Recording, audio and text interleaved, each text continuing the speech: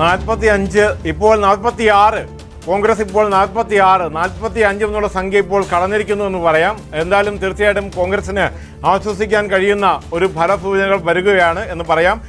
കോൺഗ്രസിന്റെ ട്രെൻഡ് ഇപ്പോൾ 46-20 എന്ന രീതിയിലേക്ക് എത്തിയിരിക്കുകയാണ്. ഹരിയാനയിലെ ഒരു പ്രാദേശിക മാധ്യമം നോക്കുമ്പോൾ അതിൽ കോൺഗ്രസിന് 51 സീറ്റുകൾ നൽകുന്നുണ്ട്, BJPക്ക് 20 സീറ്റുകൾ നൽകുന്നുണ്ട്, INLDക്ക് 2 സീറ്റുകൾ, മറ്റുള്ളവർക്ക് 1 സീറ്റ് എന്ന നിലയിലാണ് ഇപ്പോൾ ഈ ഒരു മാധ്യമം നൽകുന്നത്. അതുകൊണ്ട് ഹരിയാനയിലെ പ്രാദേശിക മാധ്യമങ്ങൾ കുറച്ചുകൂടി സീറ്റുകൾ കോൺഗ്രസിന് നൽകുന്നുണ്ട്. പക്ഷേ ഇപ്പോൾ നമ്മൾ ഫോളോ ചെയ്യുന്ന മാധ്യമങ്ങളും അതുപോലെ കിട്ടുന്ന ട്രെൻഡുകളും അനുസരിച്ചാണെങ്കിൽ 46 സീറ്റുകളിലാണ് ഇപ്പോൾ കോൺഗ്രസ് മുന്നിൽ നിൽക്കുന്നത്.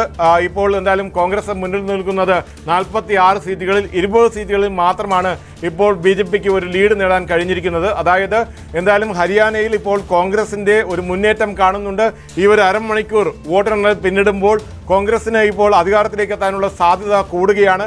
46 സീറ്റുകളിൽ കോൺഗ്രസ് മുന്നിൽ നിൽക്കുന്നു, 20 സീറ്റുകളിൽ മാത്രമാണ് BJP മുന്നിൽ നിൽക്കുന്നത്. അരമണിക്കൂർ പിന്നിടുകയാണ്.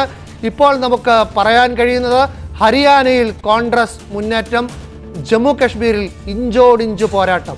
ഹരിയാനയിലെ കോൺഗ്രസ് സംഖ്യ 46, കേവല ഭൂരിപക്ഷത്തിന് വേണ്ട 46 എന്ന സംഖ്യയിലേക്ക് കോൺഗ്രസിന്റെ ലീഡ് നില ഹരിയാനയിൽ എത്തുന്നു. അപ്പോൾ ഹരിയാനയിൽ കോൺഗ്രസിന്റെ മുന്നേറ്റമാണ്. BJP 20 സീറ്റിലേക്ക് ചുരുങ്ങിയിരിക്കുന്നു. അതേസമയം ജമ്മു കശ്മീരിൽ ഇപ്പോൾ കോൺഗ്രസ് നാഷണൽ കോൺഫറൻസ് സഖ്യം ലീഡ് നിലയിൽ മുന്നിലാണെങ്കിലും അവിടെ ഇഞ്ചോടിഞ്ച് പോരാട്ടമാണ്. BJP 24 സീറ്റിൽ, PDPക്ക് 3, മറ്റുള്ളവർ 9. ആ സംഖ്യ വെച്ച് ഈ നാഷണൽ കോൺഫറൻസിന്റെ 30 അവർക്ക് ആശ്വസിക്കാവുന്ന ലീഡ് നിലയല്ല. പ്രശാന്ത്, ACC ആസ്ഥാനത്ത് ലഡു വിതരണവും തുടങ്ങി.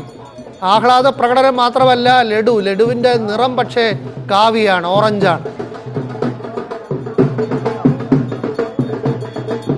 കോൺഗ്രസിനെ ആശ്വസിക്കാവുന്ന ഒരു സൂചനയാണ് ഇപ്പോൾ ഹരിയാനയിൽ നിന്നും വരുന്നത് എന്ന് പറയാം. അവിടുത്തെ പ്രാദേശിക മാധ്യമങ്ങൾ ഞാൻ നേരത്തെ ചൂണ്ടിക്കാട്ടിയതുപോലെ തന്നെ കോൺഗ്രസിന് 50-ലധികം സീറ്റുകൾ നൽകുന്നുണ്ട്. അതുകൊണ്ട് 50-ൽ കൂടുതൽ സീറ്റുകൾ കോൺഗ്രസിന് നൽകുന്ന ഒരു സാഹചര്യത്തിൽ തീർച്ചയായിട്ടും ഇപ്പോൾ ആഘോഷിക്കാം എന്നുള്ള ഒരു സാഹചര്യമാണ് കോൺഗ്രസിന് ഉള്ളത് എന്ന് പറയാം. പക്ഷേ ഇപ്പോൾ നമ്മൾ പല ഇലക്ഷനിലും കണ്ടിട്ടുണ്ട്, കാരണം EVM ഒക്കെ എണ്ണി ഒരു 9-9:30 മണിയോടുകൂടിയാണ് എന്തെങ്കിലും തരത്തിലുള്ള കാര്യമായ ഒരു സൂചന വരുന്നത്. കഴിഞ്ഞ ലോക്സഭയുടെ കാലത്താണെങ്കിൽ നമുക്കറിയാം UPയിലൊക്കെ എണ്ണിക്കഴിഞ്ഞ് ഒരു 11 മണിക്കാണ് ഫലം മാറി തുടങ്ങിയത്.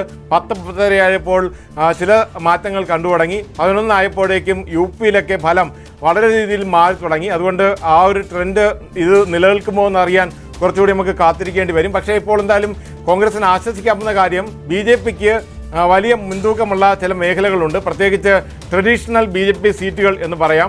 ഈ GT റോഡ്, ദില്ലിയിൽ നിന്ന് പഞ്ചാബിലേക്ക് പോകുന്ന GT road, grand trunk road എന്ന ആ റോഡിൻ്റെ 2 വശത്തും കിടക്കുന്ന സ്ഥലങ്ങൾ, ഇതൊക്കെ കാര്യമായി BJP പിടിച്ച സീറ്റുകളാണ്, അല്ലെങ്കിൽ അവർക്ക് സ്വാധീനം ഉണ്ടാക്കാൻ കഴിഞ്ഞ സീറ്റുകളാണ്. ഈ റോഡിൻ്റെ 2 വശത്തുമുള്ള ജില്ലകളും സീറ്റുകളും ഒക്കെ നോക്കുകയാണെങ്കിൽ ആർക്കാണ് കൂടുതൽ സീറ്റുകൾ കിട്ടുന്നത് എന്നത് വിജയം സാധാരണ നിർണ്ണയിക്കാറുണ്ട്. എന്തായാലും ഇപ്പോൾ കുരുക്ഷേത്ര നോക്കുകയാണെങ്കിൽ 1 സീറ്റിലാണ് ഇപ്പോൾ BJPക്ക് നേട്ടമുണ്ടാക്കാൻ കഴിഞ്ഞിരിക്കുന്നത്, അല്ലെങ്കിൽ ലീഡ് ഉണ്ടാക്കാൻ കഴിഞ്ഞിരിക്കുന്നത്. ബാക്കി ഷാബാദ്, താനേശ്വർ, പെഹോവ ഈ 3 സീറ്റുകളിലും ഇപ്പോൾ കോൺഗ്രസ് മുന്നിലാണ്. അതായത് കുരുക്ഷേത്ര ജില്ലയിലെ മുഖ്യമന്ത്രി മത്സരിക്കുന്ന ലാഡ്വ ഒഴികെ മാറ്റി നിർത്തിയാൽ ബാക്കി 3 സീറ്റുകളിലും ഇപ്പോൾ കോൺഗ്രസ് മുന്നിലാണ്. അതുകൊണ്ട് BJPക്ക് പരമ്പരാഗതമായി വിജയിക്കാൻ കഴിയുന്ന ഈ GT റോഡ് സീറ്റുകൾ എന്നറിയപ്പെടുന്ന സീറ്റുകളുടെ കാര്യമെടുത്താലും ഇപ്പോൾ കോൺഗ്രസ് മുന്നിൽ നിൽക്കുന്ന ഒരു കാഴ്ച കാണുന്നുണ്ട്.